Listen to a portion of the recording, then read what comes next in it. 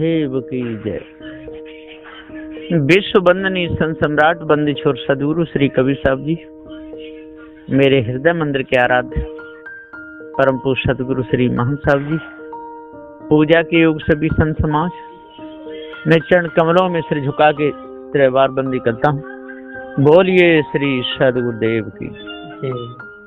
सदगुरु श्री कबीर साहब जी पुकार के, तो सदगुरु श्री कबीर साहब जी पुकार के समझाते हुए कहते हैं कि जब तक मनुष्य के हृदय की कालमा दूर नहीं होगी, हृदय के विकार दूर नहीं होंगे, मानवता जब तक नहीं आएगी, तब तक मनुष्य के विचार कभी शुद्ध नहीं हो सकते। और विचार जिसके शुद्ध हो गए तो उसके विचारों के द्वारा फिर तुरंत पता चल जाएगा। मनुष्य के विचारों के द्वारा ही पता चलता है कि इसका अंतःकरण कैसा है। पानी है, पानी का परीक्षण करने से या चखने से, देखने से पता चल जाता है कि ये पानी कैसा है। ठीक इसी प्रकार से सारे संसार में जितने नर नारियों का योग है,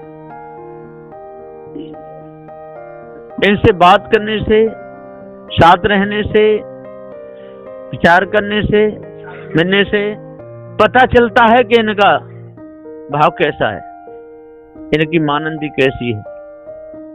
तो सदगुरुदेव यहाँ पुकार के समझाते हुए कहते हैं कि अपने आप को जानकर धोखा दे हटाए, मानंदी आवे नहीं, सहज अमर पद पाए। अपने आप को जान के विषय को दे निकार, तब अंतःकरण पवित्र होए, निर्मल मन है जाए। जो धोखे को अपने अंदर से निकाले, जो विषय विकारों को अपने अंदर से निकाले, उसका मन निर्मल होता है। और जो धोखे को अपने अंदर से न निकाल सके, विचार जिसके निर्मल न हो, अंतःकरण की कालमा जिसकी ना निकले, तो वहां पर गंदगी छाई रहती है।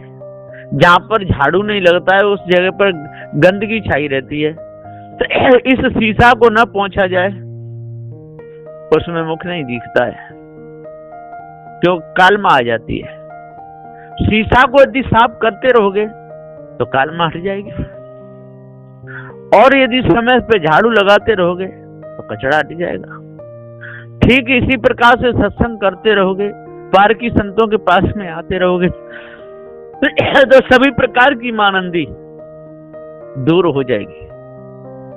कपड़े को रोज धोते रहोगे तो उसका निखार होता रहेगा, और यदि नहीं धोगे तो उसमें उस कपड़े को और गंदगी पकड़ लेगी, और गंदगी पकड़ लेगी तो पकड़ते पकड़ते पकड़ते पकड़ते ऐसा हो जाएगा जिस तेल में भिजा दिया चिकना कपड़ा हो गया। और जब वो चिकना जैसा हो गया, फिर उसको यदि धोगे तो सहज छूटेगा नहीं। इसी प्रकार से ये मनुष्य जीवन है। यदि विषय विकारों में जिसको फंसा दिया तो समझ लो कि ये गंदा हो जाएगा, क्योंकि ये तो जो बाहर पृथ्वी जल वायु अग्नि है ना, इनसे ही बना हुआ है। जैसे बाहर यदि झाड़ू लगाते रहते हैं तो वहां सफाई बनी रहती है, ठीक इसी प्रकार से जब हम अंदर झाड़ू लगाते हैं तब हमको पता चलता है कि सार क्या है, असार क्या है। भूल पकड़ में तभी आती है जब बिल्कुल शीशा साफ हो जाता है, तभी उसमें चेहरा देखने में आता है। और यदि शीशा साफ न हो तो चेहरा दिखेगा ही नहीं। इसी प्रकार से जल के ऊपर जब काई छा जाती है तो जल भी नहीं दिखता है, और उसमें यदि देखोगे तो अपना प्रतिबिंब भी नहीं दिखता है। और जल की यदि काई हटा दो तो जल स्वच्छ दिखने लगता है, कैसा जल है, और उसमें अपना प्रतिबिंब भी दिखता है। तो सदगुरुदेव जी पुकार के समझाते हुए कहते हैं, वो प्रतिबिंब क्या है? वस्तु है क्या? वस्तु वो अवस्तु है, वो वस्तु नहीं। जैसे सूर्य का प्रकाश और सूर्य का जो प्रतिबिंब जो पड़ता है जल में, है ना, तो प्रतिबिंब क्या है? वो अवस्तु है। सूर्य और सूर्य का प्रकाश तो एक ही है ना। प्रकाश से सूर्य भिन्न नहीं है, सूर्य से प्रकाश भिन्न नहीं। इसी प्रकाश से जीव से ज्ञान भिन्न नहीं और ज्ञान से जीव भिन्न नहीं। लेकिन सूर्य वहां जड़ है और ये चेतन अविनाशी ज्ञान स्वरूप है। तो साहब कहते हैं कि जब तक अपने जीवन को सही नहीं बनाओगे, अपने जीवन को निर्मल नहीं बनाओगे, तब तक मानंदी हटेगी नहीं। बड़े बड़े ज्ञानी, बड़े बड़े ध्यानी और भाष में चले गए, उनकी भूल मिट नहीं पाई। सदुदय जी कहते हैं कि हे भाई ज्ञानियों, विद्वान हो, 4 वेद 6 7 18 पुराणों की ज्ञाता हो, जपी तपी सन्यासी हो, अब मत भूलो। साहब यहाँ पर कहते हैं कि मानुष भरसक चूके नाही, आखिर होए दोष नहीं ताही। ये मानुष चूकता नहीं है।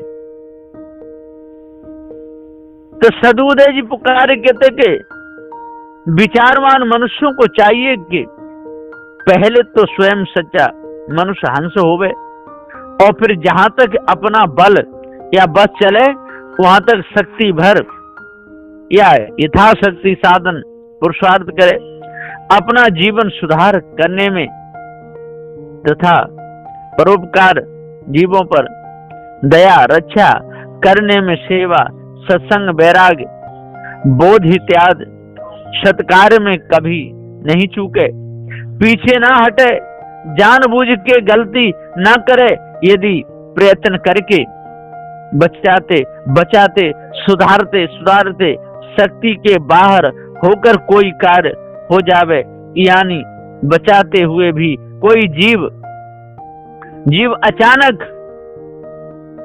मर जावे तो उस बचाने वाले को व साधक को कोई दोष या पाप विकार नहीं लगेगा, उसको पाप नहीं लगेगा, उस हालत में कुछ लगने वाला नहीं लगेगा। इसलिए सदगुरुदेव जी पुकार के समझाते हुए कहते हैं कि अपने आप को जानना चाहिए और शुभ कर्मों में लगना चाहिए, गंदे कर्म कभी नहीं करने चाहिए। जो मनुष्य गंदे कर्म करता रहता है, जो मनुष्य भूल में रहता है, उसकी कालमा नहीं हट सकती। विचारमान मनुष्य को चाहिए कि हर समय सोते उठते जागते बैठते खाते पीते आते जाते चलते फिरते अपने मन को सदा निर्मल रखे, उसको विचारमान कहते हैं। और जिसके अंदर विचार नहीं, कुछ भी खाने लगे, कुछ भी पीने लगे, कुछ भी लेने लगे, कुछ भी देने लगे, किसी से भी कुछ भी कहने लगे, तो समझ लो कि उसके अंदर विचार नहीं, विचारों की कमी। ज्ञान स्वरूप होते हुए भी जो विचार नहीं करता है तो समझ लो कि वो अविचारी माना जाता है, वहां विचार है ही नहीं, है ना, बेबुद्धि का काम करता है। पशुबा होए सो आंख छिपावे और मानुष बुद्धि सपने नहीं पावे। पशु होगा वो क्या छिपाएगा, आंख छिपाएगा, काम से बचेगा, सेवा से बचेगा, है ना, दूसरे के धन पर अपना कब्जा करना चाहेगा, बिना मेहनत का खाना चाहेगा। बिना मेहनत के जो खाना चाहता है वो कौन है? वो पशु है, हरामखोर है। अब वही फिर मनुजन्म में आता है, वैसे संस्कार रहते और फिर वहीं चला जाता है। ऐसा ही होता रहता है। दूसरे की फसल को देखकर पशु दौड़ के खाता है और जब पीठ पे डंडे पड़ते हैं तब दुख भी होता है। इसी प्रकार से मनु जन्म में आकर के और दूसरे की धन संपत्ति पे कब्जा करना चाहता है, दूसरे के खेत पे कब्जा करना चाहता है, दूसरों को उल्लू बना के रखना चाहता है और हराम का खाता है, वो कमा कमा के लाता है, वो खाता है। तो पशुआ हो सो आंख छिपावे और मानुष सपने नहीं पावे। जो नर पशु होगा सो विषयासक्त पामर बन के अपने कल्याण और परोपकार आदि से आंखें छिपाएगा, व मुंह छिपाएगा, मन छिपाएगा। ऐसे मूढ़ दुर्बुद्धि वाले को मनुष्य की सत्य निर्णय की विवेक बुद्धि सुपनवत आ ही नहीं सकती है, झलक मात्र भी नहीं मिल सकती है। फिर वह शरीर छूटे बाद शीघ्र नर देह को नहीं पाएगा, फिर तो वो पशु पक्षी उसमें खाने में ही जाएगा, वो बचेगा नहीं, क्योंकि मनुष्य के संस्कार ही नहीं तो मनुष्य खाने में आएगा कैसे? मनुष्य खाने में आने के लिए मनुष्य को संस्कार चाहिए, मनुष्य के विचार चाहिए, मनुष्य की रहनी चाहिए, है ना? जो विचार ही नहीं करे, विचार जिसके न हो वो काय का, वो तो अविचारी है। जिनकी आंख सील नहीं होई और काल स्वरूप जानिए सोई, जिसकी आंख में सील न हो, विचार न हो, विचार करके काम ना करे, है ना, जिस मनुष्य की आंखों में वह मन बुद्धि वाणी में भी नम्रता, कोमलता, दयालुता आदि शील स्वभाव का प्रकाश यदि कुछ भी नहीं है, जिसमें शील का बिल्कुल अभाव है, सो उसी मूढ़ क्रूर को ही काल, कसाई, निर्दयी, वंचक, घातक, हिंसक आदि के भयानक स्वरूप वाला ही जान लीजिए। ऐसों से सदा दूर रहिए और विचार मानों की संगति करिए, तब ही मन निर्मल होगा, और नहीं तो मिथ्या धोखे में पूरा समय चला जाएगा, कुछ भी नहीं मिलेगा। ऐसा सद्गुरुदेव का निर्णय है। बोलिए श्री सद्गुरुदेव की।